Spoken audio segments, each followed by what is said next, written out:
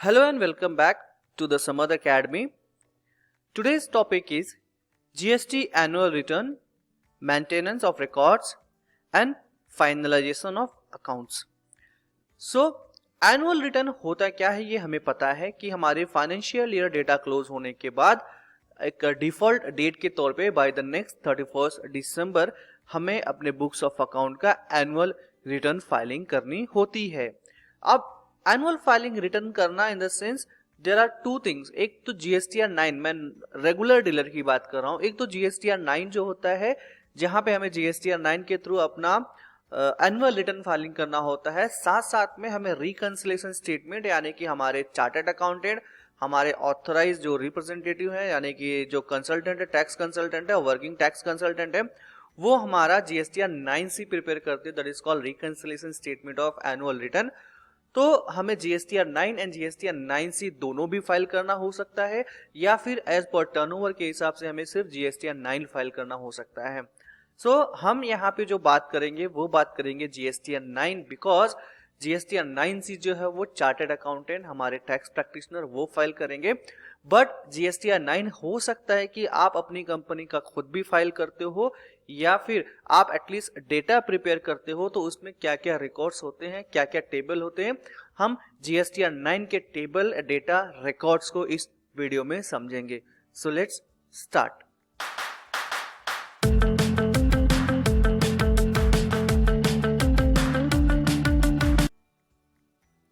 सबसे पहले बात करते हैं ऑब्जेक्टिव। ऑब्जेक्टिव यानी कि जीएसटीआर 9 फाइल करने का पर्पस क्या है। जीएसटीआर 9 यानी कि एनुअल रिटर्न। आप कहोगे तो हम जीएसटीआर 1 मंथली फाइल करते हैं, जीएसटीआर 3 भी मंथली फाइल करते हैं, तो ये वापस से जीएसटीआर 9 क्यों फाइल करना होता है। तो first of all let me explain. GSTR 9 मतलब होता है समरी।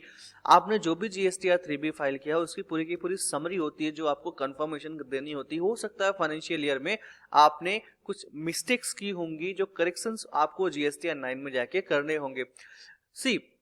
इसका मेन पर्पस है कि डेटा कलेक्ट करना, नहीं, इसका मेन पर्पस डेटा कलेक्ट करना नहीं है। Collect the data from the statement and return file during the financial bye the registered person. नहीं, इसका मतलब ये नहीं है। इसका मतलब ये है, CBIC press release dated on 3 जुलाई 2019 उन्होंने कंफर्म किया है, permitting to rectify the error, omission, duplication, commission in the statement return file by the registered person. यानी कि आपसे जो गलतियां हुई हैं जीएसटीआर 1, 3B फाइल करने में ड्यूरिंग द होल ईयर, आपको ऑप्शन मिलता है कि वो सारे जो गलतियां हुई हैं, चाहे वो एरर हुआ हो, चाहे ओमिशन हुआ हो, डुप्लीकेशन है, आप उन सारी एंट्रीज को रेक्टिफाई कर सकते हैं। Permission to make short payment voluntary arising due to the above referred reason. यानी कि अगर आपने कोई शॉर्ट पेमेंट किया है या फिर आपने कोई एक्सेस पेमेंट किया है तो उस केसेस में भी परमिशन मिलता है कि आप उसको एडजस्ट कर सको, पे कर सको, और जो इसके जो शॉर्टेज अमाउंट है वो आपको डीआरसी के थ्रू पेमेंट करने की, वॉलंटरी पेमेंट करने की भी ऑप्शंस दिए जाते हैं। तो कहने का मतलब ये हो गया मोटा मोटा तौर पे, जीएसटीआर 9 का मतलब डेटा कलेक्ट करना नहीं। इसका मतलब ये होता है जीएसटीआर 9 में कि आपको ऑप्शन दिए जाते हैं, परमिट दिया जाता है कि यस, आपने जो भी पूरे साल में रिटर्न फाइल किए हैं, चाहे वो जीएसटीआर 1 हो चाहे जीएसटीआर 3 भी हो, अगर उस रिटर्न फाइलिंग के दरमियान कोई भी मिस्टेक्स हुई है तो you have the options to rectify, to correct the same, and if any kind of voluntary payment arising due to that any error, you can make the payment through DRC using challan DRC 03। तो accounts and record, हमें accounts and record क्या क्या maintain करना होता है ये तो हमने ऑलरेडी डिस्कस कर लिया है अकाउंट्स एंड रिकॉर्ड वाले सेक्शन में। तो हमें मालूम है कि हमारे पास डॉक्यूमेंट, हमारे पास टैक्स इनवॉइसेस, हमारे पास डिलीवरी चालान, ये जितने भी रिलेटेड डॉक्यूमेंट्स जो हमारे पास होने चाहिए वो सारे के सारे हमारे पास ऑब्वियस सी बात है होने चाहिए at the time of filing or annual return. Every registered person shall keep them maintain at principal place of business। Yes, हमने ये भी समझ लिया था कि हमें अपना बुक्स ऑफ अकाउंट हमारे प्रिंसिपल प्लेस ऑफ बिजनेस पे मेंटेन करना जरूरी है, चाहे वो आप मैन्युफैक्चर हो गुड्स के या प्रोडक्शन करते हो, इनवर्ड आउटवर्ड सप्लाई हो, स्टॉक ऑफ गुड्स हो, इनपुट टैक्स कितना क्रेडिट किया, आउटपुट टैक्स क्या पे किया, सच अदर पर्टिकुलर्स एज में भी प्रिस्क्राइब। यानी कि जो जो डॉक्यूमेंट्स आपके यहाँ पे अप्लीकेबल है वो सारे के सारे डॉक्यूमेंट्स आपके पास रेडीमेड अवेलेबल होने चाहिए, सो दैट विल मेक इजी कि आप अपना एनुअल रिटर्न फाइलिंग प्रोसेस आराम से कंप्लीट कर सकते हो, फाइल कर सकते हो। सी अकाउंट्स एंड रिकॉर्ड्स में क्या क्या होता है हमें मालूम है कि every registered person should keep their records at the principal place of business, जिसमें आउटवर्ड रजिस्टर हो गया, इनवर्ड रजिस्टर हो गया, स्टॉक रजिस्टर हो गया, ये सारी चीजें उनके पास तो ऑब्वियस सी बात तो होनी चाहिए। साथ साथ में अगर आप एक्सपोर्टर हो तो export register, import register, RCM that is important है बिकॉज ये बहुत सारे लोग नहीं मेंटेन करते। RCM register call reverse charge mechanism. आप जो सेल्फ इनवॉइसिंग रेज करते हो, चाहे वो इंडियन के बेसिस पे जो आरसीएम हो, चाहे आप इंपोर्ट ऑफ सर्विस करते हो जिस केस में भी आरसीएम अप्लीकेबल है, तो उस केस में आपको सेल्फ इनवॉइसिंग रेज करनी होती है और उसकी एक सीरीज आपको मेंटेन करनी है। वो सीरीज की कॉपी विद ड्यूली सिग्नेचर आपके पास उसका रजिस्टर भी मेंटेन होना चाहिए। If any advance received and उसका एडजस्टमेंट कितना सब्सिक्वेंट क्या किया है उसका भी रजिस्टर आपके पास होना चाहिए। मैं रूल एंड सेक्शन की बात नहीं कर रहा हूं, बट मोटे मोटे तौर पे आपको रूल एंड सेक्शन याद नहीं करना है, बट आपके यहाँ पे सिंपल लैंग्वेज में ये कहना चाहता हूं, whatever the documents that are entitled to keep with you, that you have to keep with yourself. और कब तक रखना है आपको मालूम है कि रिटर्न फाइलिंग होने के अगले 6 साल तक आपके पास वो सारे के सारे रिकॉर्ड अवेलेबल होने चाहिए। Who has to file this return? Yes, किसको फाइल करना है? मैं टर्नओवर की बात नहीं कर रहा हूं, टर्नओवर ऑब्वियस बात है दिया हुआ है, लेकिन जीएसटीआर 9 देखा जाए तो मोटे मोटे तौर पे तो सबको फाइल करना है। हु इज ऑप्टिंग जीएसटीआर 9, यानी कि कहने का मतलब जिसने रेगुलर डीलर फाइलिंग रजिस्ट्रेशन लिया हुआ है उनको देखा जाए तो जीएसटीआर 9 तो फाइल करना ही करना है। हालांकि इसमें कुछ टर्नओवर बेस पे ऑप्शनल भी है, कंपलसरी भी है, डिपेंड आप अपने टर्नओवर के हिसाब से आप चेक कर सकते हो। Every registered person other than input service distributor, यानी कि आईएसडी के अलावा, a person paying tax under section 51, 52, a casual taxable person, NRI person shall furnish annual return by every financial year electronically, यानी कि हर एक पर्सन को जो भी अप्लीकेबल है, चाहे आईएसडी को छोड़ के नॉर्मल रेगुलर डीलर हो गया, एनआरआई हो गया या फिर कैजुअल टैक्सेबल पर्सन हो गया, उनको हर साल फाइनेंशियल खत्म होने के बाद इलेक्ट्रॉनिक वे में यानी कि ऑनलाइन फॉर्मेट में जाके उन्हें जीएसटीआर 9 फाइल करना होगा। तो डेट इसका बाय डिफॉल्ट डेट रूल में डिफाइन है कि फाइनेंशियल ईयर क्लोज होने के बाद नेक्स्ट फाइनेंशियल ईयर का जो 31 दिसंबर होगा, this is the default due date of filing annual return. Provided that commissioner may or recommendation of the council for a reason to be recorded in writing by notification extend the time limit for the furnishing annual return. Yes, ये time limit हम आगे पीछे भी कर सकते हैं। आगे पीछे इन द सेंस पीछे तो ऑब्वियस बात आगे बढ़ाएंगे हम लोग, पहले तो नहीं कर सकते हैं। दैट मीन्स पोस्टपोन हो सकता है, प्रीप्रिंट तो अभी तक नहीं हुआ है और अभी तक हमें 2017 जुलाई से जीएसटीआर हमारा जो एप्लीकेबल है, that is annual return applicable है, हर एक केस में हमारा जीएसटी एनुअल रिटर्न जो है एक्सटेंड ही हुआ है। अभी हमारा 31 दिसंबर 2020 is the due date for filing return 2018 and 19। Rule के हिसाब से देखा जाए तो 31 दिसंबर ड्यू डेट होना चाहिए था 19-20 का, लेकिन 31 दिसंबर जो ड्यू डेट है अभी वो 18-19 का है। 18-19 का 31 दिसंबर है, उसके बाद 19-20 का भी नोटिफाई किया जाएगा कि उसका एनुअल रिटर्न फाइलिंग करने का ड्यू डेट क्या है। एंड बिलीव में जीएसटीआर 9 फाइल करना is very tough task, because क्या होता है कि मैंने जब हम लोग रिटर्न फाइलिंग करते हैं जीएसटीआर 1, उस वीडियो में मैंने ऑलरेडी डिस्कस किया हुआ है कि हम रिटर्न फाइलिंग करने के बाद बहुत सारी चीजें हम इंटेंशनली और अनइंटेंशनली जाके चेंज करते हैं, करेक्शन करते हैं और हमें ये भी नहीं मालूम होता है कि हमारे सीए ने क्या फाइल किया हमारे बुक्स में, वो एंट्री करेक्ट होनी चाहिए या नहीं होनी चाहिए। तो जब होता है क्या कि जब हम इसको रिटर्न फाइलिंग जब एक्सट्रैक्ट करते हैं, जो हमारा पोर्टल से डेटा एक्सट्रैक्ट करते हैं और उसको जब जीएसटीआर 9 के ऑटो पॉपुलेटेड फिगर से मैच करते हैं तो बहुत सारे डिफरेंसेस होते हैं। उस डिफरेंसेस को ट्रैक डाउन करना is kind of tough task. इसलिए हम हमेशा कहते हैं कि जब भी आप कोई रिटर्न फाइलिंग करो, चाहे जीएसटीआर 1 चाहे वो जीएसटीआर 3 भी, हर एक मंथ का बैकअप डेटा आपके पास होना चाहिए कि आपने जो भी रिटर्न फाइलिंग किया है वो रिटर्न फाइलिंग आपके पोर्टल, आपके टैली में सेम टू सेम है।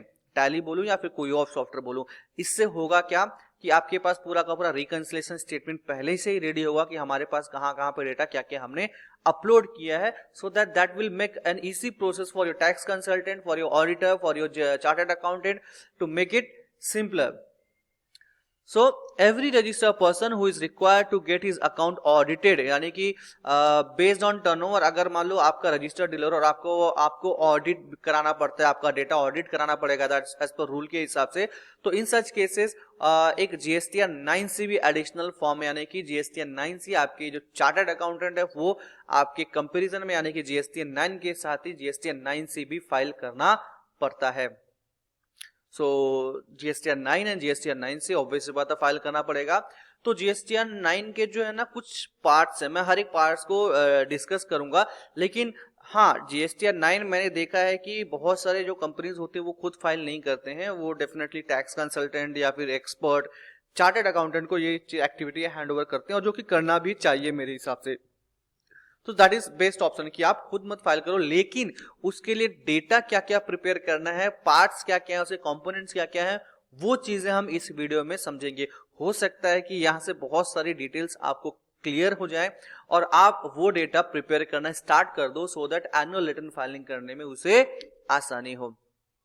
इसके पार्ट्स अलग अलग डिवाइड है, जैसे पार्ट 1 में बेसिक डिटेल्स आते हैं। अच्छा, GSTR 9 जो है वो डेटा जो है पोर्टल से ऑटोमेटिकली ऑटो पॉपुलेट होके आता। ऑटो पॉपुलेट का मतलब ये हो गया कि आपने जो भी रिटर्न फाइलिंग किए होंगे वो सारा का सारा डेटा पहले से ही वहां पे क्यूमुलेटिव बेसिस पे आता है। आपको उसको रिकंसाइल करना है कि ये डेटा मेरा जो आ रहा है क्या ये सही है या नहीं सही है। अगर सही नहीं है तो उसके मुझे रीजन के साथ उसको एडिट करना होगा।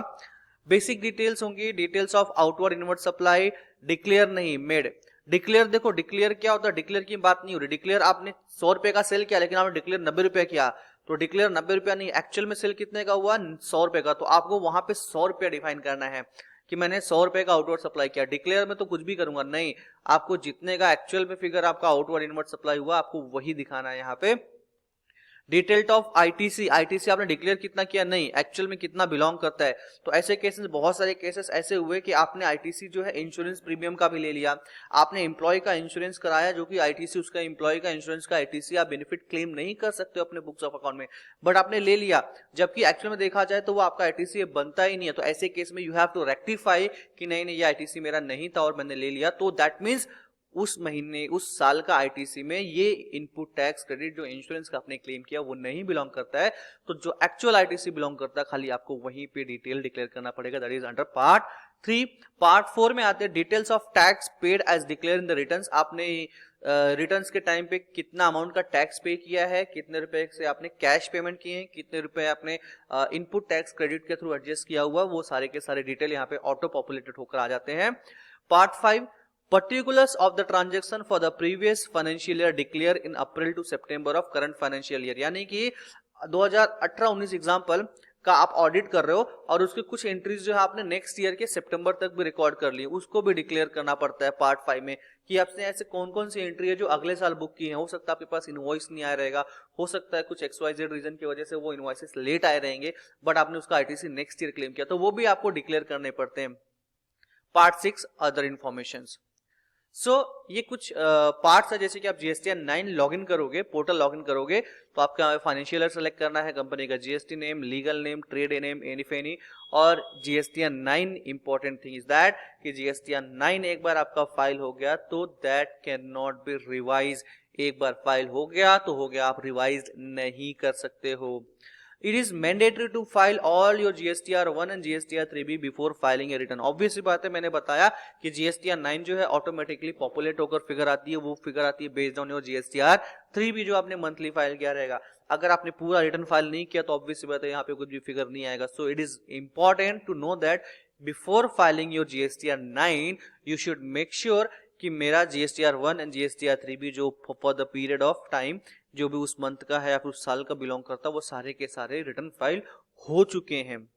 It may be noted that additional liability not declare in form GSTR 1 form GSTR 3B may be declare in this return. Yes, obvious सी बात है कि अगर मान लो कोई लायबिलिटी है जो आपने नहीं दिखाई GSTR 1 में, GSTR 3B में, वो आप यहाँ पे डिक्लेयर कर सकते हो। However tax can not claim input tax credit under during financial year through the return. आप टैक्स तो पे कर सकते हो लेकिन उसका इनपुट टैक्स क्रेडिट क्लेम नहीं कर सकते हो। यहाँ पे आप लायबिलिटी पे कर सकते हो, लेकिन अगर कोई इनपुट टैक्स मिस हो गया है आपसे जो कि लेना चाहिए था, वो आईटीसी आप यहाँ से क्लेम नहीं कर सकते हो। मिस हो गया तो वो हो गया। तो यहाँ पे इंफॉर्मेशन दी हुई है कि एडजस्टमेंट कैसे होता है। एडजस्टमेंट यानी कि आप समझो कि tax liability for current year, अगर मान लो करंट फाइनेंशियल का ऑडिट हो रहा है 19-20 का एग्जाम्पल, तो आपने जो भी करंट ईयर में फाइनेंशियल में टैक्स पे किए हैं, ये टैक्स की बात हो रही है, तो आपने नॉर्मल GST DRC 03 जो कि कंपलसरी 03 चालान होता है, DRC 03 चालान वो चालान होता है जहां पे आपने कोई भी टैक्स अमाउंट पे करना चाहिए था लेकिन आपने पे नहीं किया, और वो आपको आइडेंटिफाई होता है कि एनुअल रिटर्न में कि ये टैक्स मेरी लायबिलिटी जानी चाहिए थी, तो एट द टाइम आप DRC 03 चालान का इस्तेमाल करते हो वो टैक्स लायबिलिटी को भी पे कर सकते हो। फिर अगर आपने, हो सकता है कि आपने नॉर्मल GSTR 3B जो मंथली फाइल करते हो वो भी पे कर दिया रहेगा। सो इट मींस अगर आपने कोई ऐसी टैक्स लायबिलिटी अराइज की जो कि आपने DRC 03 के चालान के पेमेंट किया और नॉर्मल GSTR 3B, तो ये table number 4, entry number 4 means table number 4, यानी कि आगे दिखाऊंगा टेबल नंबर 4 में कैसे ये शो करेगा, वहां पे रिफ्लेक्ट हो जाता है not paid to be paid. ऐसे कोई टैक्सेस जो आपने नहीं पे किया और पे करने चाहिए तो भी ऑब्वियस बात है टेबल नंबर 4 में आएगा टू बी पेड। अगर टू बी पेड यानी कि पेड करना बाकी है तो उसके लिए आपको DRC 03 चालान यूज करना पड़ेगा। Paid in next financial year, अगर आपने मान लो इसका आइडिया हो गया कि आपने ये टैक्स लायबिलिटी करंट ईयर की थी लेकिन आपने नेक्स्ट ईयर पे किया और आपने DRC 0 के थ्रू पेमेंट किया या GSTR 3B के थ्रू पेमेंट किया है, हो सकता है आपने DRC 03 के चालान के थ्रू पेमेंट किया रहेगा, या हो सकता है लायबिलिटी आपने नेक्स्ट ईयर के 3B में दिखाई रहेगी।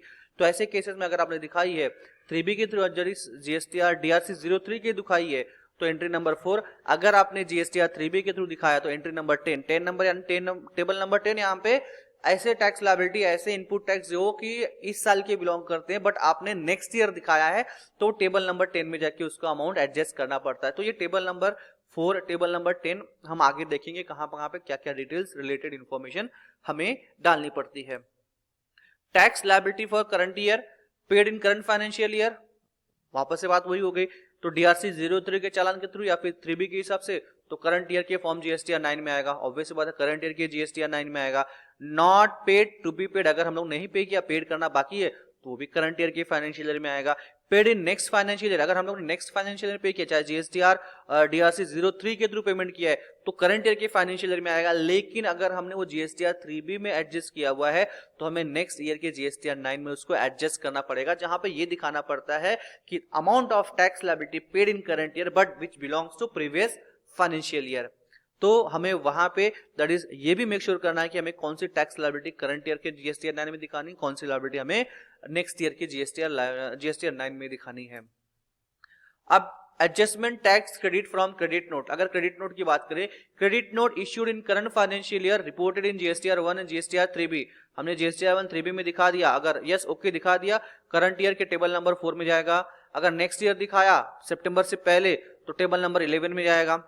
नेक्स्ट ईयर यानी कि 19-20 का सितंबर रिटर्न अपना हम लोगों ने सितंबर 2020 में बुक किया, तो नेक्स्ट ईयर बुक किया तो हमारा दैट इज सितंबर के पहले फाइलिंग से पहले कर दिया तो टेबल नंबर 11 में दिखाना पड़ेगा कि ये क्रेडिट नोट बिलोंग करता है प्रीवियस ईयर का जिसको हमने करंट ईयर में दिखाया। तो टेबल नंबर 11 कैसा दिखता है वो भी दिखाता हूं मैं। और अगर आपने क्रेडिट नोट इश्यू किया करंट ईयर में और उसको दिखाया ही नहीं, आपने GSTR 1 और 3B में रिपोर्ट ही नहीं किया, तो भूल जाओ, लैप्स, आप उसका क्रेडिट नए बेनिफिट नहीं ले सकते हो, वो लैप्स हो गया। और उसी तरह से अगर सितंबर के बाद भी अगर आप उसको दिखाते हो क्रेडिट नोट, सितंबर के बाद भी दिखाते हो तो भी उस केसेस में वो लैप्स हो जाता है। कहने का मतलब होता है कि कोई भी क्रेडिट नोट अगर आप रिवर्स करते हो, यानी कि जहां पे क्रेडिट नोट रेज होता है तो हमारी टैक्स लायबिलिटी क्या होती है, रिवर्स होती है, हमें उसका इनपुट टैक्स बेनिफिट मिल जाता है। तो ऐसे केस में अगर आपको दिखाना है तो नेक्स्ट ईयर के सितंबर से रिटर्न से पहले दिखा दो, अगर सितंबर के बाद अगर आप दिखाते हो तो ऑब्वियस बात है सॉरी, उसका इनपुट टैक्स क्रेडिट बेनिफिट आपको नहीं मिलने वाला है, तो वो लैप्स हो जाएगा। अब हम बात करते हैं पार्ट 2 से स्टार्ट होता है, ये पार्ट 2 का टेबल है जहां पे हमें टेबल पॉइंट दैट इज ये टेबल नंबर 4 यानी एंट्री नंबर 4 की बात कर रहा हूं, पार्ट 2 एंट्री नंबर 4 यानी टेबल नंबर 4 में जहां पे ABC ये इंफॉर्मेशन जो है details of advance inward outward supply made during the financial which is tax payable, यानी कि यहाँ पे डिटेल्स आता है कि हमें क्या क्या टैक्स पेबल है।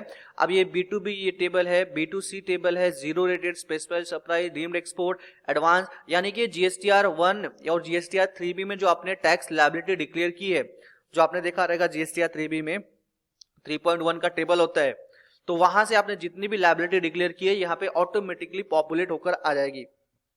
अब आपको मेक श्योर करना है कि यहाँ पे जो फिगर दिखा रहा है मेरा, ये सारे के सारे फिगर मेरे बुक्स ऑफ अकाउंट के साथ प्रॉपर तरीके से मैच हो रहे हैं। अगर मैच नहीं हो रहा है तो you can alter it, because अगर हो सकता है कि यहाँ पे 100 रुपए दिखा रहा है, लेट्स से CGST आपका 100 रुपए दिखा रहा है टैक्सेबल में, B2C में, जबकि आपके बुक्स ऑफ अकाउंट में 110 रुपए है, तो आपको यहाँ पे 110 रुपए दिखाने होंगे, और 10 रुपए जो आपके हैं क्या आपने वो पे किया है?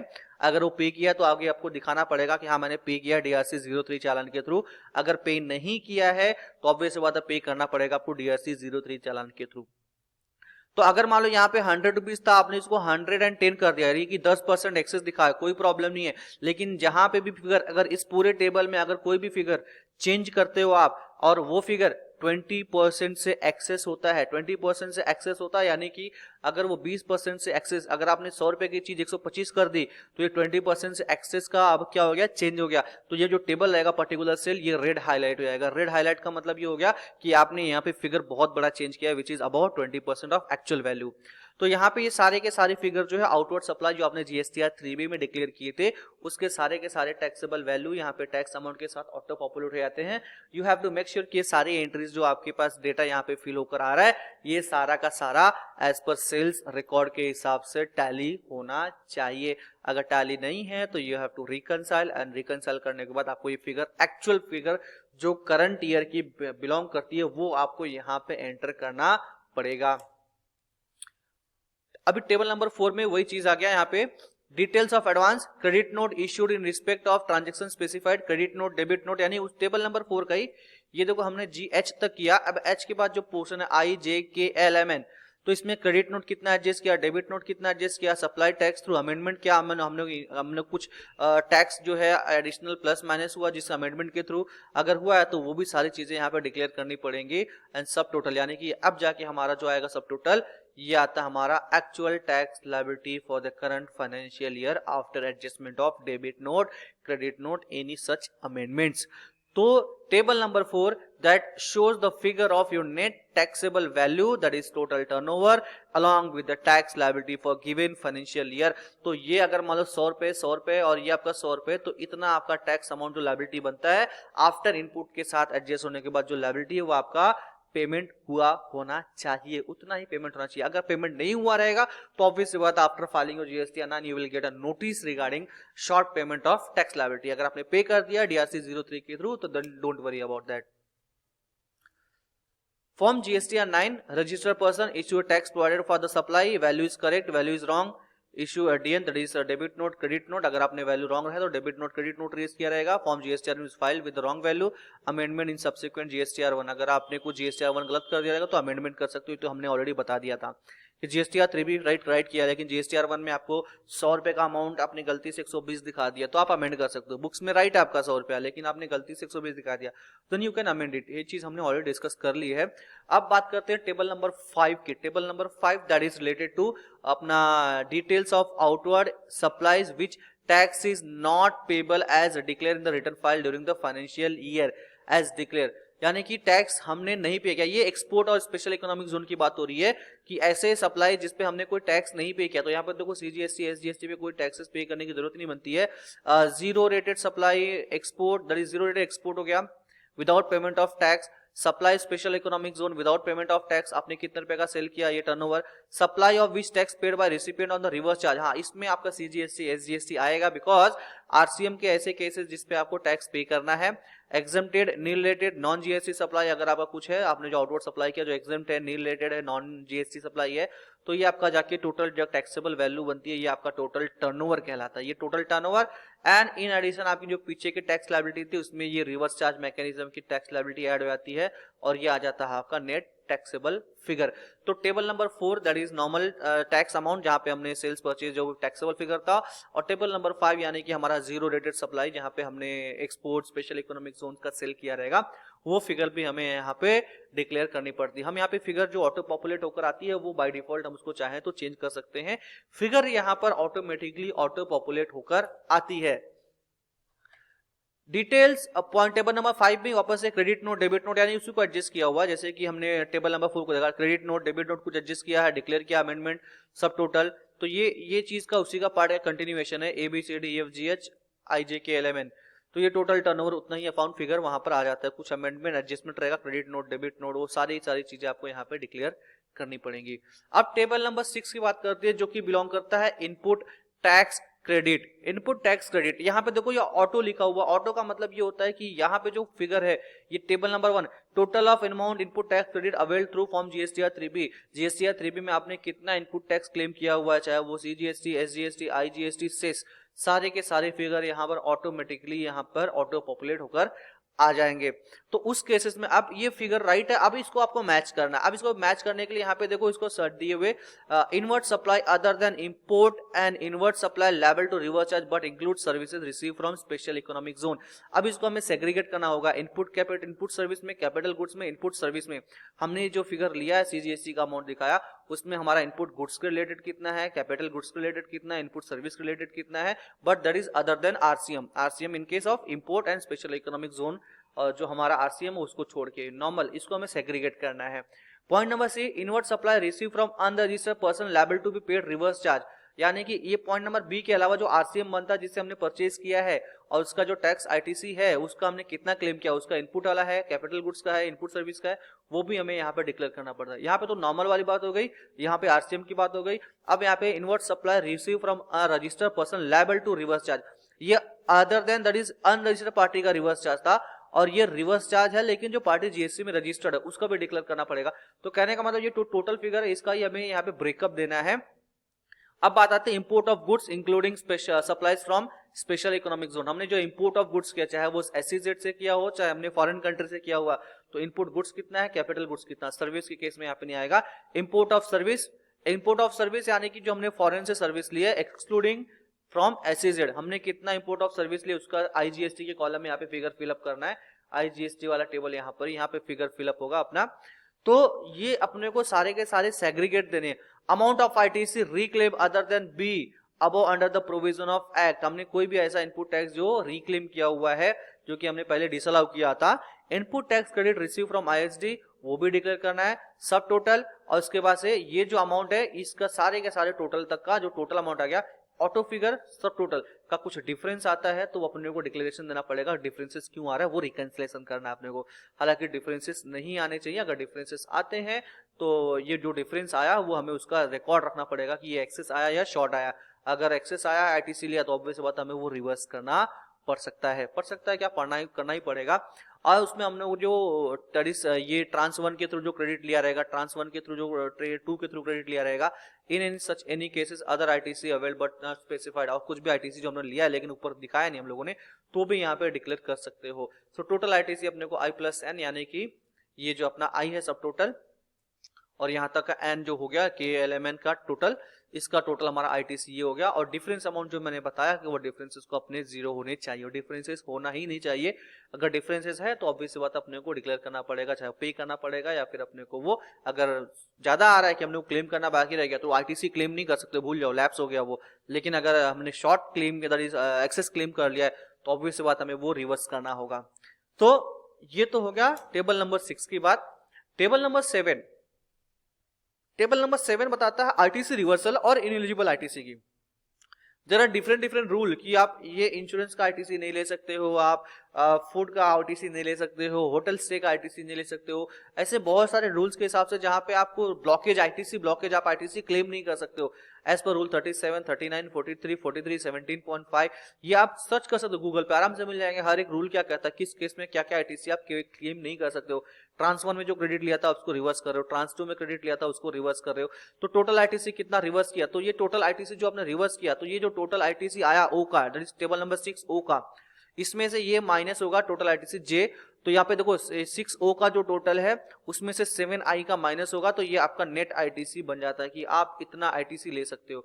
अब ये आईटीसी आपने जो वहां पे क्लेम किया था दैट इज टैक्स लायबिलिटी 4 और 5, टेबल नंबर 4 और 5 में वहां की टैक्स लायबिलिटी से क्या होगा, एडजस्ट होगा। Other ITC related information table number 8 ये है, टेबल नंबर 8 है। टेबल नंबर 8 आज के दिन में हालांकि ऑप्शनल कर दिया गया है, अगर आप फिलअप नहीं करोगे तो भी कोई इशू नहीं है, लेकिन ये मेरे हिसाब से आपको फिलअप करना चाहिए बिकॉज एडिशनल डेटा इंफॉर्मेशन होता है जिससे आपको मालूम पड़ता है कि आपका data books of account reconcile हो रहा है या नहीं हो रहा है। ये क्या है, ये that is related to GSTR 2A है, अदर आईटीसी। जीएसटीआर 2A में कितना फिगर आ रही है, और जीएसटीआर 2A में जो एक्चुअल में फिगर आती है वो बहुत गलत आती है। रियली बताऊं तो सबसे बड़ा जो टफ टास्क है ना आपको ये टेबल नंबर 8 फिलअप करना बहुत बड़ा टास्क है। टेबल नंबर 8 में आपको दिखाना पड़ेगा कि आईटीसी एज पर जीएसटीआर 2 ये ऑटो फिगर पॉपुलेट होकर आ जाएगी, कितना आ रहा है सिस्टम। अब सिस्टम में कितना भी दिखा सकता है, सिस्टम में अमाउंट कहां से आ रहा है उसको कोई फिगर कोई ट्रैक नहीं कर सकते हो आप। जीएसटीआर 2A का एक्सेल डाउनलोड करोगे और उस एक्सेल को यहाँ से टोटल मारोगे तो कभी मैच ही नहीं करेगा आपका, 99% केसेस में मैच नहीं करता है, बट थोड़ा बहुत डिफरेंस होता है। ITC as per sum total of 6B and 6H, यानी कि जो टेबल नंबर 6 में और 6B में और H में जो आईटीसी हम लोग ने क्लेम किया वो अमाउंट आ जाएगा यहाँ पे। अब सी यहाँ पे बिलोंग करता है 17-18 का आईटीसी जो आपने 18-19 में क्लेम किया, 18-19 का आईटीसी जो आपने 19-20 में क्लेम किया है, वो अमाउंट यहाँ पे एडजस्ट करना, अपने को दिखाना। तो डिफरेंस कितना आता है, ITC available but not avail, ITC कितना 2A में दिख रहा है आपको अवेलेबल लेकिन बट आपने क्लेम नहीं किया, आईटीसी उसमें से कितना इनएलिजिबल है। IGST paid on import of goods, उसमें से आईजीएसटी कितना पे किया, IGST credit on import of goods as per 6E above. Differences, तो total ITC to be lapse, ये जो अमाउंट आता है ये आपका ऑटोमेटिक फिगर आ जाता है कि आपका इतना आईटीसी लैप्स होगा। ऑब्वियसली बात है, जीएसटीआर 2A में जो आईटीसी होता है वो ज्यादा करके एक्सेस ही होता है और लैप्स ही होता है। अगर ये हमेशा याद रखना कि लैप्स हमेशा होना चाहिए, अगर 0 हो गया तो वेल एंड गुड, अगर ये 0 हो गया आपका टोटल आईटीसी तो उसका मतलब आपका कुछ भी लैप्स नहीं हो रहा, सारा का सारा चीजें आपने प्रॉपर तरीके से एडजस्ट कर दिया। अगर आपने एडजस्ट नहीं किया और ये लैप्स जा रहा है तो ऑब्वियसली बात है लैप्स जाने दो, फिर उससे कुछ नहीं कर सकते हो, आप उसका आईटीसी नहीं ले सकते हो, आईटीसी तो ले ही नहीं सकते हो जीएसटीआर 9 के थ्रू। लैप्स जा रहा है जाने दो, लेकिन मेक श्योर कि आपका ये 0 होना चाहिए, ऑटो फिगर जो यहाँ पर आएगा सारा का सारा एडजस्टमेंट होने के बाद वो 0 हो जाना चाहिए। ये जीएसटीआर 2A का रिकंसिलेशन स्टेटमेंट है, दैट इज 8, जो टेबल नंबर 8 है ये this is reconciliation part of GSTR 2A। अब एंट्री नंबर 9 यानी कि टेबल नंबर 9, टैक्स पेबल कितना बनता है, टैक्स पेड कितना किया हमने। यहाँ पे देखो टेबल नंबर 9 जो है ये हमारा टैक्स पेबल जो कि आ गया, वहां से फिगर ऑटो पॉपुलेट होकर आ जाएगा, वहां से हमारा टैक्स पेबल कितना बनता था जिसमें से हमने इनपुट माइनस टैक्स आउटपुट कितना, टेबल नंबर 4 एंड 5 का फिगर पेड थ्रू कैश, कितना कैश पे किया, ये जो हमने पे किया रहेगा चालान जो जीएसटीआर 3B के थ्रू, वो सारा का सारा यहाँ पे ऑटो पॉपुलेट होकर आ जाएगा। हमने इनपुट टैक्स कितना क्रेडिट क्लेम किया वो सारा का फिगर यहाँ पे ऑटो पॉपुलेट होकर आ जाएगा, हमें यहाँ पे चेंज करने के लिए ऑप्शन नहीं मिलेंगे और यहाँ पे सारा का सारा फिगर ऑटोमेटिकली डिस्प्ले होना स्टार्ट हो जाएगा कि अपना पेबल कितना था, हमने कितना पे कितना कैश किया, हमारा सीजीएसटी कितना एडजस्ट किया आईटीसी के साथ, एसजीएसटी कितना आईटीसी किया, आईजीएसटी कितना किया, ये चीजें आपको इसका क्यूमुलेटिव यानी कि जीएसटीआर 9 जो आपने बनाया रहेगा उसका क्यूमुलेटिव फिगर निकालना है, पेबल निकालना है, पेड थ्रू कैश निकालना आईटीसी के साथ। याद रखना कि पेबल माइनस ये कैश एंड माइनस आईटीसी ये 0 होना चाहिए कि आपका अमाउंट सारा का सारा टैली हो रहा है। पार्ट नंबर 5 टेबल नंबर 10, 11, 12, 13, 14 ये एडिशनल इंफॉर्मेशन है। Supply tax declare through amendment net of debit note credit note, ये ठीक है, supply tax amendment net of credit note debit note, अगर आपने कुछ डेबिट नोट क्रेडिट नोट किया अमेंडमेंट किया तो उसके रिलेटेड भी इंफॉर्मेशन दे सकते हो। यहाँ पे क्या लिखा है, फॉर 2017-18 पर्टिकुलर एज ऑफ, मतलब अगर 17-18 का फाइलिंग कर रहे हो, for the transaction for the previous financial year declare in the return of April 2018 to March 2019, यानी कि 17-18 का कोई ऐसा इनवॉइस जो आपने 18-19 में दिखाया है उसके रिलेटेड 18-19 का फाइलिंग कर रहे हो तो for 2018 declare returns in April 2019 to September 2019। अगर आपने 18-19 का फाइलिंग कर रहे हो तो ऐसा रिटर्न जो आपने ऐसा एडजस्टमेंट जिसका आगे चल के आपने एडजस्टमेंट दिखाया है तो वो यहाँ पे डिफरेंसेस आपको दिखाने पड़ेंगे, डिक्लेयर करने पड़ेंगे। हालांकि मुझे डाउट है कि यहाँ पे टेबल में आपको फिलअप करने की जरूरत पड़ेगी, लेकिन यस अगर पड़ती है तो आपको यहाँ पे डिक्लेयर करने पड़ेंगे कि आपने कितना अमाउंट जो है नेक्स्ट फाइनेंशियल ईयर में एडजस्ट किया। बिकॉज ये एडजस्टमेंट जो होता है ना, आपने जो ये अमाउंट दिखाया कि मैंने नेक्स्ट ईयर में एडजस्ट किया, तो बिकॉज नेक्स्ट ईयर के जीएसटीआर 9 में वो फिगर हमेशा एडजस्ट करना पड़ता है कि ये अमाउंट इस साल का नहीं है, प्रीवियस फाइनेंशियल ईयर का है। Table number part number 6 table number 15 particular demand refund, अगर कोई टोटल रिफंड आता है, कोई डिमांड आता है, सेक्शन, ये सब चीजें।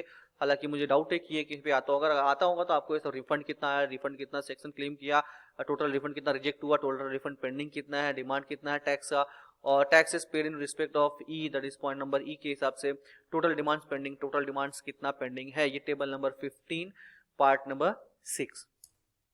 फिर 16 information of supply receive from composition tax payer, अगर आपने कोई कंपोजिशन से परचेस किया है तो उसका डिटेल यहाँ पे फिलअप करना है अगर है तो। 17 में आपको दिखाना है कि आपका HSN code wise outward supply कितना था। 18 में एचएसएन वाइज इनवर्ड सप्लाई, जो कि आपको फिलअप करने की जरूरत नहीं है। एचएसएन वाइज डिटेल अगर आप चाहो तो आप स्किप कर सकते हो, ये ऑप्शनल फिगर है, आपको चाहो तो स्किप कर सकते हो। आप पॉइंट नंबर 17 का जो आउटवर्ड सप्लाई है वो तो फिल कर सकते हो, लेकिन जो परचेज का एचएसएन वाइज समरी है किसी भी सूरत में मैं 110% लिख के देता हूं कि जो 18 पॉइंट नंबर है HSN summary of inward supply related to goods and services, आज के दिन में कोई भी कंपनी में 99 क्या 100% कंफर्मेशन के साथ कह सकता हूं कि ये टेबल नंबर 18 कोई भी फिलअप नहीं कर सकता है। Point number 19, late fee payable and paid, अगर कुछ लेट फीस रहेगा तो वो भी यहाँ पे दिखाना है। एंड लास्ट में I hear bye declare, signature stamp के साथ आपका जो भी डीएससी के साथ आपको रिटर्न फाइल कर देना है। सो आई होप सो ये सारे के सारे टेबल्स क्या क्या है, कहाँ कहाँ पे क्या क्या फिगर आते हैं, वो कैसे आते हैं, आप अपना जीएसटी 9 खुद ओपन करके आप देख सकते हो, वहां पे वेरीफाई कर सकते हो, यही सारी डिटेल्स वहां पे ऑटो पॉपुलेट होकर आते हैं। तो कहने का मतलब ये हो गया कि ये आप चाहो तो खुद फाइल कर सकते हो, बट मैं आपको सेफ्टी के लिए बोलूंगा कि आप फाइल मत करो। आप टैक्स प्रैक्टिशनर, आप चार्टर्ड अकाउंटेंट को बोल दो फाइलिंग करने के लिए। जो 9 है, 9 के लिए आपको ऑब्वियस बात है आप खुद फाइल कर दो, लेकिन 9C के लिए जहां पर आप जो जीएसटी 9 फाइलिंग करोगे उसी का एक रिकंसिलिएशन स्टेटमेंट बनता है, जो कि ऑडिटर जो है ऑडिट करेंगे कि आपने जो भी फाइल किया 9 वो प्रॉपर है। अगर नहीं है तो अगर उनको 9 में कुछ डिस्क्रिपेंसी मिलती है तो 9C में दिखाएंगे कि ये डिस्क्रिपेंसी थी और ये अमाउंट आपसे पे कराएंगे इन फॉर्म ऑफ DRC 03, जहां पे वो अमाउंट लिखेंगे ये डिस्क्रिपेंसी के साथ फाइल हो गया जीएसटी 9 और इसका अमाउंट हमने पे करा दिया है, तो DRC 03 के थ्रू पेमेंट करा दिया है। तो GST 9 and GST 9C file होने के बाद आपका हो गया एनुअल रिटर्न कंप्लीट। लेकिन कंप्लीट होने के बाद इसका डेटा, इसका पूरा का पूरा रिकॉर्ड आपको आने वाले अगले 6 साल तक 9 प्रिपेयर कैसे करना है, प्रिपेयर करने के साथ साथ लाइव पोर्टल पे हम इसको एज अ प्रैक्टिकल के तौर पे देखते हैं कि कौन सा डेटा कहां से ऑटो फिल होकर आता है। सी जीएसटीआर 9 जो है आपको प्रिपेयर करनी पड़ सकती है, लेकिन मोस्ट ऑफ द केसेस में आपके टैक्स प्रैक्टिशनर, आपके टैक्स कंसल्टेंट, आपके चार्टर्ड अकाउंटेंट प्रिपेयर करते हैं। तो हम उस लेवल की डिटेल में नहीं जाएंगे, तो लेकिन बेसिक लेवल पे हम ये समझेंगे कि टेबल में क्या क्या डिटेल्स होनी चाहिए, जो कि हमने अभी थोड़ी देर पहले ही बात की। और साथ साथ में ये भी देखेंगे कि हमारा डेटा जो हमने रिटर्न फाइल किया है उस डेटा के साथ हमारा मैच हो रहा है या नहीं हो रहा है। तो ये हम लॉगिन करते हैं। लेट्स से मैं जीएसटी पोर्टल लॉगिन करता हूँ। मैं दिखाता हूँ आपको कि यहाँ पे डेटा कैसे दैट इज ऑटो पॉपुलेट होकर आता है। लॉगिन करने के बाद यहां से एनुअल रिटर्न में जाना है, आपको फॉर फाइनेंशियल ईयर सेलेक्ट करना है। लेट्स से मैं 18-19 सेलेक्ट करता हूं, जिसका ड्यू डेट 31 दिसंबर 2020 है। सर्च किया, यहाँ पे कुछ डिटेल लिखे आते हैं। Nil GST return file can be filed, आप फाइल कर सकते हो नील रिटर्न, बट ये इंपॉर्टेंट कुछ टर्म्स हैं जो आपको पढ़ लेने चाहिए। यहाँ पे इंपॉर्टेंट इंफॉर्मेशन के तौर पे ये आता है कि एक बार आपने एनुअल रिटर्न फाइल कर दिया जीएसटीआर 9 तो आप इसे वापस रिवाइज नहीं कर सकते हो। सो इट इज, अगर आप श्योर नहीं हो तो इट इज ऑलवेज एडवाइजेबल कि आप अपने टैक्स कंसल्टेंट को ही बोलो। अगर आपको जीएसटीआर 9 प्रिपेयर करना है, आपके यहाँ पे कंपलसरी है और आपको प्रिपेयर करना ही है, इट इज ऑलवेज एडवाइजेबल कि आप अपने जीएसटीआर कंसल्टेंट को ही बोलो प्रिपेयर करने के लिए। लेकिन जो डेटा लगेगा, जो भी इंफॉर्मेशन लगेगी, वो किस तरीके से लगेगी वो भी हम यहाँ पे देखते हैं। तो यहाँ पर आ गया ये जीएसटीआर 9 जो कि आप प्रिपेयर कर सकते हो, और जीएसटीआर 9C भी था जो कि आपके टैक्स कंसल्टेंट प्रिपेयर करेंगे। जीएसटीआर 9 आप खुद भी फाइल कर सकते हो, लेकिन आप फाइल करो, अगर आप श्योर नहीं हो तो you can also take the advice of your tax consultant, your chartered accountant. मैंने वहां पे प्रिपेयर ऑनलाइन सेलेक्ट किया, तो यहाँ पर ऑप्शन आते हैं do you want to file a nil return. नहीं, बिल्कुल नहीं, मुझे नील रिटर्न फाइल नहीं करना है। सी nil return can be filed for the financial year if you have not made any outward supply, बिल्कुल, not receive any goods or services, no other liability, no claim credit, not claim any refund, not receive any order creating demand, anything अगर है तो आप इसको नील return file करो। बिल्कुल नहीं ऐसा है तो मैं यहाँ पे क्लिक करता हूँ जीएसटीआर 9। यहाँ पर आपका detail that is financial year detail, और साथ साथ में यहाँ पे कुछ स्टेप्स दिए हुए हैं, steps to prepare GSTR 9 online. First of all, download the draft system computed GSTR 9 summary from GSTR 1 and GSTR 3B for the financial year by clicking relevant buttons. This only refer the filing return will be facilitated providing the actual tables. कहने का मतलब यहाँ पे देखो GSTR 1 और GSTR 3B summary file यहाँ पर आ चुकी है। आपको ये GSTR 1 एंड GSTR 3B जो है वो प्रिपेयर करनी होगी। प्रिपेयर करने का इन द सेंस आपको रिकंसाइल करना है कि जो GSTR1 में आपने लायबिलिटी डिक्लेयर की है सेम अमाउंट आपके GSTR3B में लायबिलिटी डिक्लेयर होनी चाहिए। अगर वो मैच नहीं है तो मेक श्योर कि अगर आपने कोई गलत अमाउंट एंटर कर दिया होगा या फिर कुछ रॉन्ग इन्फॉर्मेशन एंटर कर दी होगी तो पहले आप वो रिकंसाइल कर लो। तो यहाँ पे मैं download GSTR1 PDF format download करता हूँ एंड सिमिलर वे से GSTR3B PDF समरी यहाँ पे डाउनलोड कर सकता हूँ। डाउनलोड करने के बाद मुझे जस्ट ये अपने बुक्स ऑफ अकाउंट, जहाँ पे बुक्स ऑफ अकाउंट के साथ साथ GSTR1 को GSTR3B से मुझे मैच करना है। ये पूरे होल फाइनेंशियल ईयर का डेटा है। तो इस होल फाइनेंशियल के डेटा को हम एज ए रिकंसिलेशन के तौर पे कैसे मैच करेंगे वो भी चीजें हम देखेंगे। हम अगले वीडियो में ये देखेंगे कि ऑडिट के लिए डेटा हम प्रिपेयर कैसे कर सकते हैं, हमें डेटा कैसे प्रिपेयर करना है और हमें इसकी वर्किंग कैसे मेंटेन करनी है सो दैट हमारे GST ऑडिट में या फिर हमारे स्टैट्यूटरी ऑडिट में ये डेटा मैच कर सके। तो वो डेटा प्रिपेयर कैसे करना, उसका फॉर्मेट तो आप कैसे भी डिसाइड कर सकते हैं, लेकिन मैं एक सैंपल फॉर्मेट के तौर पे आपको डेटा दूंगा जहां पे वो बहुत इजी तरीके से आपको ये आइडिया आ जाएगा कि ये मेरा डेटा जो है GST ऑडिट में भी काम आएगा और स्टैट्यूटरी ऑडिट में भी काम आएगा। तो ये समरी फाइल है जहां पे ये table that is B2B invoices के टोटल आपने कितने वैल्यू का इनवॉइस रिलीज किया, टैक्सेबल कितना था, यहाँ पे पूरा का पूरा कंप्यूटेड यानी कि टोटल आ गया, जिसमें CGST इतना लायबिलिटी थी, SGST की लायबिलिटी एंड आपका क्रेडिट नोट कितना आया, B2C लार्ज इनवॉइसेस था। यानी कि जो GSTR1 आपने देखा रिटर्न फाइलिंग में हमने कवर किया वो सारे का सारा टोटल समरी यहाँ पर आ जाता है। GSTR3B भी सिमिलर वे से है कि आपने जो भी टैक्सेबल फाइल किया रहेगा, जो GSTR3B में देखा हमने कि यहाँ पे क्या क्या टेबल फाइल करना होता है, ये वही सारे टेबल हैं but this is available in totality. तो ये टोटलिटी में मैच करना आपको, तो ये मैच करने का तरीका मैं आपको दिखाऊंगा, दैट इज हम अगले वीडियो में इसको कवर करेंगे कि जब डेटा प्रिपेयर करते हैं तो कैसे हमें प्रिपेयर करना है और वो कैसे अमाउंट हमें मेंटेन करना है।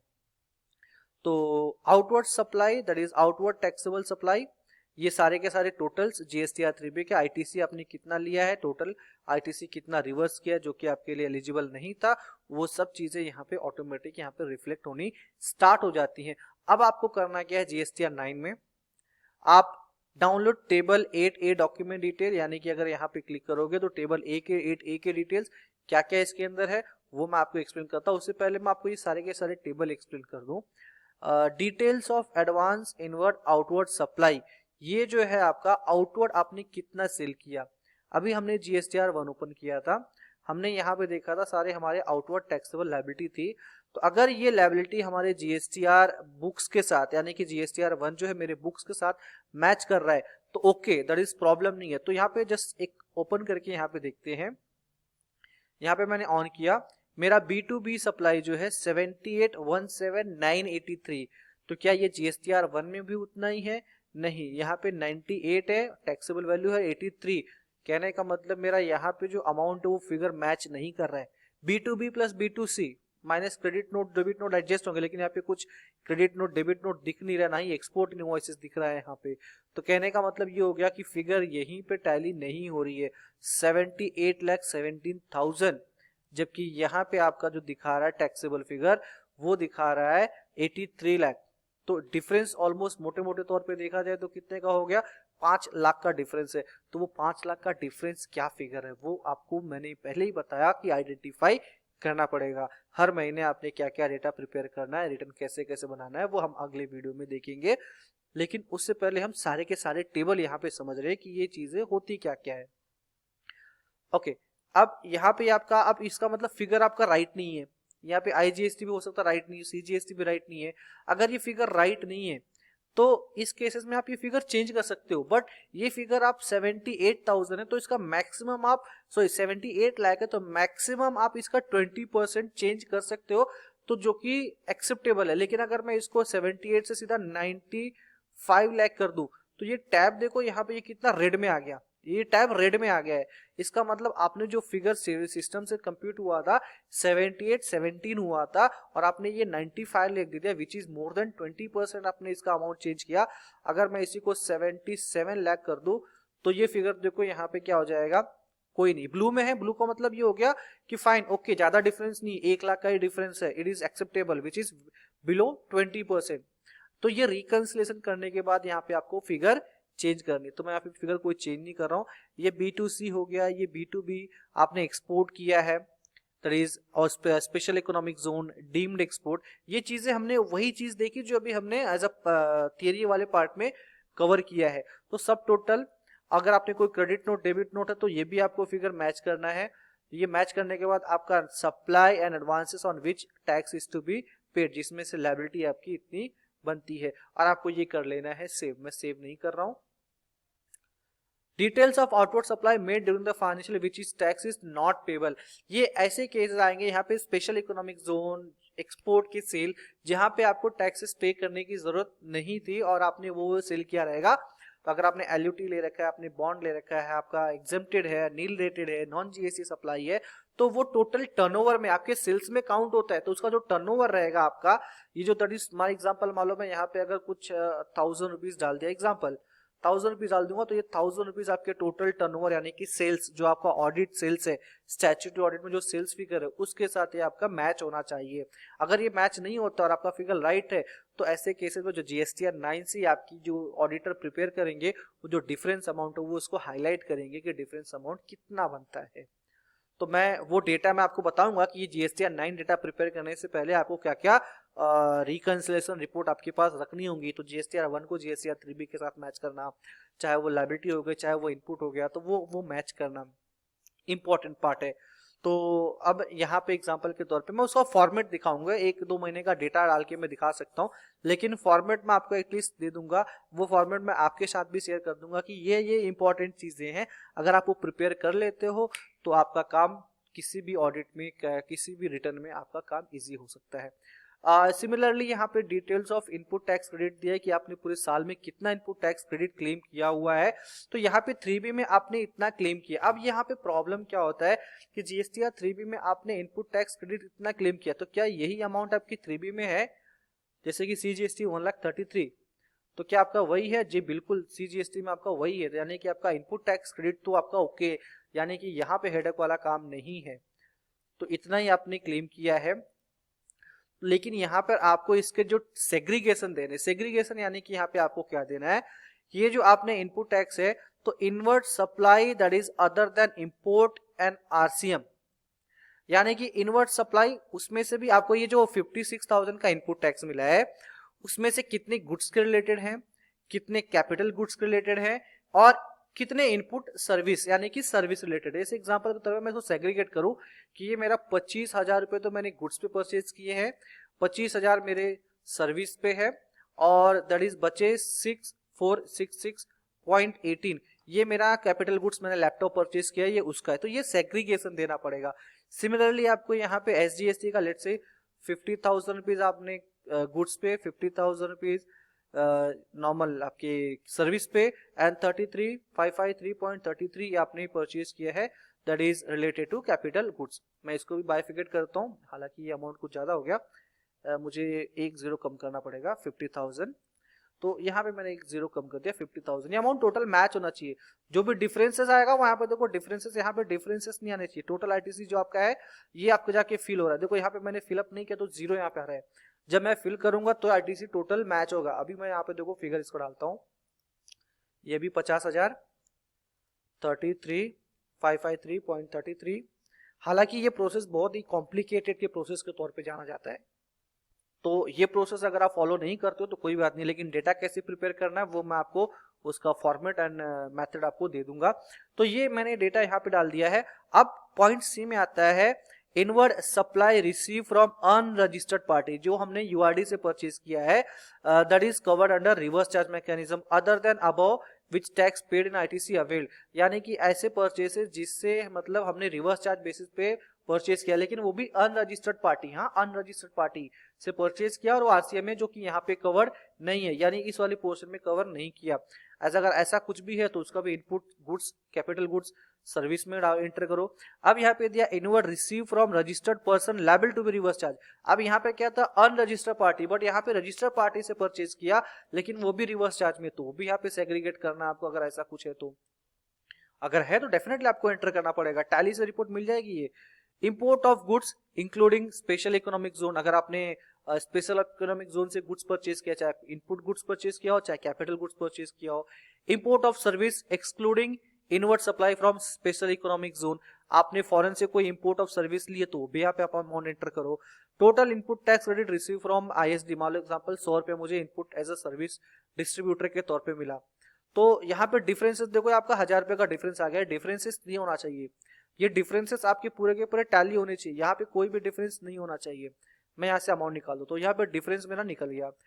Amount of ITC claim other than be above on the provision of, इसके अलावा कोई आईटीसी क्लेम किया तो ठीक है, डिफरेंसेस आपकी जीरो, डिफरेंसेस जीरो होने चाहिए। ट्रांजिशनल क्रेडिट लिया जो कि 2017-18 के लिए एप्लीकेबल है, transitional credit through trans two form, ऐसा कुछ भी नहीं है। Any other ITC avail but not specified, और भी कुछ आईटीसी है जो ऊपर हम लोगों ने मेंशन नहीं किया। सब टोटल ये आपका यहाँ पे मैं कर देता हूँ इसको सेव, मैंने कर दिया सेव।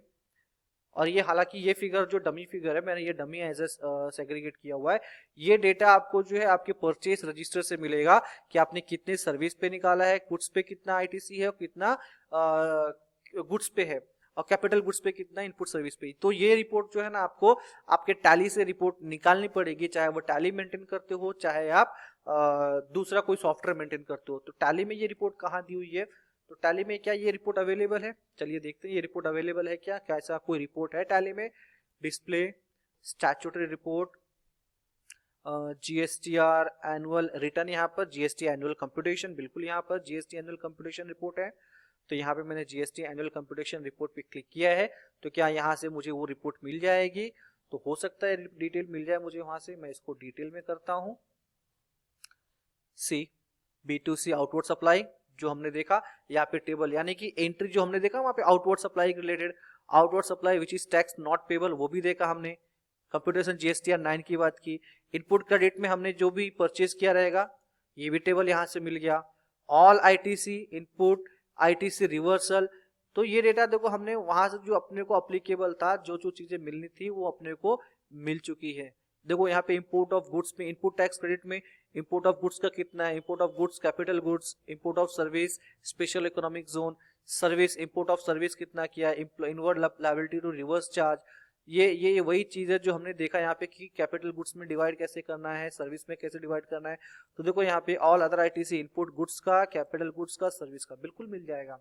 बट प्रॉब्लम यहाँ पर ये है कि हमें जो है एंट्री और कॉन्फ़िगरेशन हमें सिस्टम में प्रॉपर तरीके से करने हैं। अगर हमने प्रॉपर तरीके से किया है तो डू नॉट वरी, आपका डेटा टैली से एक्सट्रैक्ट होकर आ जाएगा और मैचिंग करने में बहुत आसानी होगी, ज़्यादा कुछ कॉम्प्लिकेटेड नहीं है। तो ये मैंने यहाँ पे सेव कर दिया। मैं एज्यूम कर रहा हूँ कि ये मेरा फिगर टैली से एक्सट्रैक्ट किया। अब ये मेरा सब कुछ पूरा का पूरा मैच, यहाँ पे फिगर देखो पॉपुलेट होकर आ गया है। Details of ITC reversed and ineligible. अब ये जो फिगर आया है, देखो यहाँ पे जो फिगर आ रहा है वही फिगर आ रहा है जो हमने अभी आईटीसी का डिटेल डाला, बट ऐसे कुछ आईटीसी जो हमको रिवर्स करने, जो कि हमारा आईटीसी एलिजिबल नहीं है।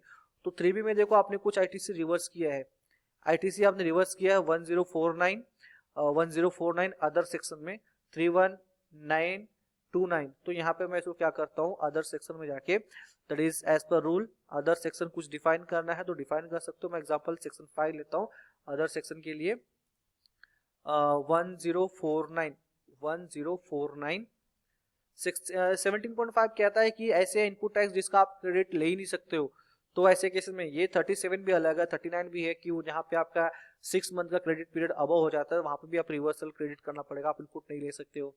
31929 ये भी एंटर करता हूं मैं, 31929, यानी कि ये इनपुट मैं नहीं ले सकता हूं। तो ये मेरा टोटल इनपुट से क्या हो गया, यहाँ से लेस, सी ये माइनस हो गया यहाँ पे। तो अब मेरा जो 133 है वो लेस हो गया, यहाँ पे मैंने इसको कर दिया सेव, ये मैंने सेव कर दिया। तो यानी कि ये मुझे मेरे जीएसटीआर 3B के डेटा से मैंने जो इनएलिजिबल दिखाया था वो भी मिल गया, और ये इनएलिजिबल मैंने इसलिए दिखाया था बिकॉज मैंने एंट्री टैली में प्रॉपर तरीके से रिकॉर्ड की रहेगी। अदर आईटीसी रिलेटेड, अब ये जो है टेबल नंबर 8 जो है ये आता है जीएसटीआर 2A रिकंसिलिएशन, जो कि हमने जीएसटीआर 2A रिकंसिलिएशन किया तो आपने मंथली किया था, उसी तरीके से आपको ईयरली बेस पे जीएसटीआर 2A रिकंसाइल करना होगा। तो 2A में ये दिखाता है, हालांकि जो टेबल नंबर 8 है ये ऑप्शनल है, अगर आप चाहो तो फिलअप करना चाहो तो फिल कर सकते हो, अगर नहीं फिल करते हो तो कोई मैंडेटरी ऑप्शन नहीं है। But this report gives the better clarification कि हमारा लैप्स आईटीसी कितना हो रहा है या फिर हमने एक्सेस आईटीसी कितना यूटिलाइज किया हुआ है। अब ये जीएसटीआर 2A में दिखा रहा है आईजीएसटी का फिगर इतना है, सीजीएसटी का इतना है, एसजीएसटी कितना है, तो कहने का मतलब, और हम लोगों ने आईटीसी दिखाया कितना अपने बुक्स में, आईजीएसटी का 56 और ये सीजीएसटी एसजीएसटी, तो सीजीएसटी एसजीएसटी कम दिखाया कोई प्रॉब्लम नहीं, लेकिन आईजीएसटी एक्सेस दिखा दिया। एक्सेस दिखाया, वो क्यों दिखाया वो हमें आइडेंटिफाई करना, रिकंसिलेशन में आइडेंटिफाई करना है। और ये 26,300 का क्या वो इनवॉइस हमने बुक नहीं किया, तो रिकंसिलेशन हमने देखा था कि जहाँ पे हमने मार्किंग की थी एनए, क्या वो इनवॉइस ऐसे कुछ है जो हमने रिकॉर्ड करने मिस कर दिए। अगर मिस कर दिए तो हमारा ड्यू डेट अगर है तो हमें वो बुक कर लेना, अगर ड्यू डेट निकल चुका है, दैट इज आपको मालूम होगा ड्यू डेट क्या है, कि कोई भी इनपुट टैक्स क्रेडिट आप 18-19 का 19-20 के सितंबर के रिटर्न तक ले सकते थे। ऑब्वियस सी बात है, आज हमारा दिसंबर 20 है तो इसका रिटर्न का ड्यू डेट निकल चुका है, तो इसका मतलब ये हो गया कि ये आईटीसी हमें तो नहीं मिलने वाला है, ये आईटीसी हमारा था बट हमें नहीं मिलेगा। तो ये हमारा आईटीसी कहाँ जाएगा, total ITC to be lapse, ये आईटीसी हमारे लिए चला गया लैप्स में, इसका आईटीसी मैं नहीं ले सकता हूं और इसको मैंने कर लिया save. ITC available but not available, ITC available but ineligible. अब इसी में से कुछ इनएलिजिबल ITC भी हो सकते हैं। मान लो एग्जांपल मैंने यहाँ पे दे दिया कि 25,000 रुपए का जो है मेरा वो ITC नॉर्मल है, बट 1300.77 जो मेरा इनएलिजिबल है। तो मैंने ऐसा उस एग्रीगेशन के तौर पे दिखा रहा हूँ कि ये तो मैंने 1500 तो भूल ही गया मैं, वो तो मेरे से हुआ ही नहीं रिकॉर्ड, और मैं उसका ITC ले भी नहीं सकता हूँ बिकॉज जो टाइमलाइन वो चली गई थी। और ये 1300 ITC जो ऐसे रहा जिसका इनपुट टैक्स क्रेडिट मुझे मिलेगा ही नहीं। ITC paid on import of goods including supply, IGST paid on import of goods including supply। अगर इसमें से कुछ ऐसा है जिसमें हम लोगों ने import of goods पे IGST पे किया तो भी यहाँ पे डिक्लेयर करना है, अगर कुछ ऐसा नहीं है तो सेव करो। सी इसके टेबल बहुत सारे डिटेल में है, प्रैक्टिकल लेवल पे अगर करने जाओगे तो बहुत चैलेंजेस आने वाले हैं, बट ये लाइव डेटा मैं आपको यहाँ पे करके दिखा रहा हूँ। डिटेल्स ऑफ टैक्स, आपने क्या क्या टैक्स पे किया, आपकी लायबिलिटी कितनी बनती है जो कि ऑटो पॉपुलेट होकर आ रही है। अगर आप यहाँ पे जाके चेंज करते हो, यहाँ पर अगर आप चेंज करते हो टैक्स अमाउंट को, जो कि हमने देखा था यहाँ पे टैक्स अमाउंट हमने जो देखा, ये टैक्स अमाउंट जो हमारा बन रहा है 691 ये ऑटो पॉपुलेट होकर आ रहा है। तो ये मैंने बताया जब इसको रिकंसाइल करना, बिकॉज 3B के साथ ये फिगर मैच नहीं कर रही है आपकी, ये 3B के साथ बिल्कुल मैच नहीं कर रही है, तो आपको ये फिगर यहाँ पे चेंज करना है। तो आपकी जो लायबिलिटी बनेगी वो लायबिलिटी यहाँ पे दिखाएगा कि आपने जो टैक्स पेबल फिगर है आपको फिगर यहाँ पे दिखाना, आईजीएसटी कितना पेबल है, सीजीएसटी, एसजीएसटी, और आपने कितना कैश पे किया है और आईटीसी से कितना है। अब जो आपका फिगर चेंज हो जाएगा तो ऐसे केसेस में पैसा हो सकता है कि आपने एक्सेस पे कर दिया भूल जाओ, लेकिन जो शॉर्ट पे किया अगर निकला तो आपको वो DRC 03 के थ्रू आपको पेमेंट करना पड़ेगा। यहाँ पे आप फिगर चेंज करके DRC 03 के थ्रू पेमेंट कर सकते हो। DRC 03 पेमेंट कैसे करना है वो हमने ऑलरेडी चालान वाले टॉपिक में डिस्कस कर लिया है। तो ये हो गया हमारा ITC अदर डिटेल। अब यहाँ पर आता है particulars of that is transaction for the financial year declare in subsequent financial year. अब यहाँ पे कुछ ऐसे रिकॉर्ड अपने को दिखाने हैं कि सी supply tax declare through amendment, यानी कि हमने ऐसे कुछ इनवॉइसेस को करंट ईयर में अमेंड किया है क्या, through debit note, credit note, यानी कि कुछ सेल्स हमने दिखाया लेकिन बाद में हमने उसको क्या किया, एडजस्ट किया है, सब्सिक्वेंटली एडजस्ट किया है। कैसा कहने का मतलब ये कि हमारा जो बुक्स में एंट्री थी 1000 रुपए की और इनवॉइस भी हमने पार्टी को 1000 रुपए का ही दिया, लेकिन गलती से हमसे क्या हुआ, रिटर्न फाइलिंग करते वक्त हमने वो 1100 दिखा दिया। तो ऑब्वियस बात है हमारे GSTR 9 में GSTR 1 में जब 1100 हो गया तो हमने क्या किया, उसको अमेंड कर दिया। अमेंड कैसे करते वो हमने ऑलरेडी GSTR 1 और रिटर्न में डिस्कस कर लिया है। तो अमेंड कर लिया, तो अमेंड करने के बाद तो पोर्टल तो ऑटोमेटिकली यहाँ पे कितना दिखाएगा, पोर्टल ऑटोमेटिकली दिखाएगा यहाँ पे आपका अमाउंट की 1100। आप उसको अगर आपने कुछ अमाउंट चेंज किया तो यहाँ पे अमाउंट वो जाके डिक्लेयर कर दो कि आपने कोई भी अमाउंट, चाहे वो डेबिट नोट हो या फिर क्रेडिट नोट, अगर आपने कुछ चेंज किया है, या reversal of ITC avail during the previous financial year, आपने कोई ऐसा ITC जो क्लेम किया जो कि आपको ITC नहीं लेना था वो भी रिवर्सल किया। ITC avail for the previous financial year, आपने कितना ITC है जो पिछले साल का आपने क्लेम किया वो भी यहाँ से आपको लेस करना है। मान लो मैंने इसमें से 100 रुपया पिछले साल का ITC क्लेम किया था, हालांकि ये मैं टेबल फिल कर रहा हूँ, यहाँ पे सेव कर देता हूँ मैं, और इसको सेव कर दिया। मैंने पिछले साल का ITC कितना क्लेम किया था वो भी डिक्लेयर कर दिया। बात आती है टेबल नंबर 10 एंड 11। तो टेबल नंबर 10 एंड 11, तो यहाँ पे अगर हम एंटर करेंगे तो यहाँ पे डिटेल आता है difference of taxes paid on account of declaration, table number 10 11। यानी कि ये जो टेबल नंबर 10-11 में जो डिफरेंस ऑफ टैक्स अमाउंट आया है 100 रुपए का हमने जो दिखाया, तो क्या ये हमने टैक्स अमाउंट पे किया? अगर पे किया तो हमें यहाँ पे एंटर करना है। Particulars of demand and refunds, हमारे लिए कोई डिमांड रिफंड आई है? नहीं, ऐसा कोई डिमांड रिफंड नहीं आया है। Particulars of demands and refunds कुछ भी नहीं है, तो इग्नोर इट। हमारे मैन पर कोई भी डिमांड रिफंड नहीं आया। अब job work tax payer deemed supply को अगर कुछ हमने सप्लाई किया तो वो डिटेल। HSN वाइज हमारा आउटवर्ड सप्लाई, ये भी हमें एंटर करना है, बट अगर नहीं भी एंटर करोगे तो ऑप्शनल है।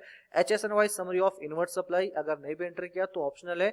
और सारी चीजें सेव होने के बाद कंप्यूट लायबिलिटी रिफ्रेश करना है और इसको प्रोसीड टू फाइल। लायबिलिटी अगर कुछ भी निकलती है आपकी, तो यहाँ पे आप इसको डिक्लेयर करके पे कर सकते हो। पे कर देना है, या तो यहाँ से पे करो या तो फिर GSTR 3 से पे कर सकते हो। यहाँ से मैंने सेलेक्ट किया आई हियर बाय डिक्लेयर, तो यहाँ से चालान मुझे पेमेंट करने के लिए नहीं आ रहा है, मैं पीछे जाता हूँ। चालान पेमेंट कर देना, प्रोसीड टू फाइल क्लिक करना। प्रोसीड टू फाइल करने के लिए आपको यहाँ पे अगर लायबिलिटी है तो ऑब्वियसली डिक्लेयर करके पेमेंट करना है। लेट से मैं पेमेंट लेता हूँ, यहाँ पे मैं दिखाया डिक्लेयर नहीं किया, मैंने डिक्लेयर नहीं किया यहाँ पे चालान की लायबिलिटी। अगर मेरी लायबिलिटी होगी तो यहाँ पे सिस्टम जनरेटेड लायबिलिटी आ जाएगी, बिकॉज मैंने यहाँ पे कंप्यूट लायबिलिटी किया। अगर कोई भी लायबिलिटी नहीं है, प्रोसीड टू फाइल। लेकिन प्रोसीड टू फाइल करने से पहले आपको प्रीव्यू करना पड़ेगा। GSTR 9 जो है आपको प्रीव्यू करना है। जब तक आप प्रीव्यू नहीं करोगे तब तक आप रिटर्न फाइल नहीं कर सकते हो। तो ये आपका प्रीव्यू फाइल डाउनलोड हो गया। अगर मान लो आप खुद रिटर्न फाइल कर रहे हो, प्रीव्यू खुद ही फाइल कर रहे हो, तो आप रिटर्न फाइलिंग करने से पहले प्रीव्यू ड्राफ्ट कर लो और एक बार अपने टैक्स कंसल्टेंट से, सीनियर मैनेजर से, या फिर जो अप्रूविंग अथॉरिटी है उनसे एक अप्रूवल ले लो कि सर ये चीजें आई है, इतनी इतनी लायबिलिटी बनती है, बाकी सब चीजें मैच है, कोई प्रॉब्लम नहीं है, all okay, fine, all okay. तो यहाँ पे हमने टेबल वाइज हर एक डिटेल को समझा कि ये चीजें कहाँ से क्या क्या चीजें आती हैं। अब इसके आखिरी, दैट इज पूरे कोर्स के आखिरी वीडियो में हम वो सैंपल डेटा, हमें क्या क्या रिकंसिलेशन करने हैं, हमें रिकंसिलेशन करने के लिए हमारा सैंपल कैसे वर्क करता है, वो चीजें हम जो है अगले वीडियो में देखेंगे। सो दैट ये GSTR 9 जो है यहाँ पे जाके कंप्लीट होता है। इसके अलावा GSTR 9C जो है वो दैट इज रिलेटेड टू ये टैक्स प्रैक्टिशनर और चार्टर्ड अकाउंटेंट के लिए है, तो वो हमारे यहाँ पे काम की चीज नहीं है, तो हम उसको डिस्कस यहाँ पे नहीं करेंगे। I hope so you are clear with the points की GSTR 9 में क्या क्या टेबल्स होते हैं और क्या क्या टेबल्स हमें कहाँ से डेटा फिल करना है और कहाँ से पुल करना है, ये डेटा कैसे ऑटो पॉपुलेट होकर आता है और कैसे हमें रिटर्न फाइलिंग करने के लिए डेटा प्रिपेयर करना है। डेटा प्रिपेयर करने का, रिकंसिलेशन का, वो सारे के सारे फॉर्मेट में अगले वीडियो में आपके साथ शेयर करूंगा। Thank you.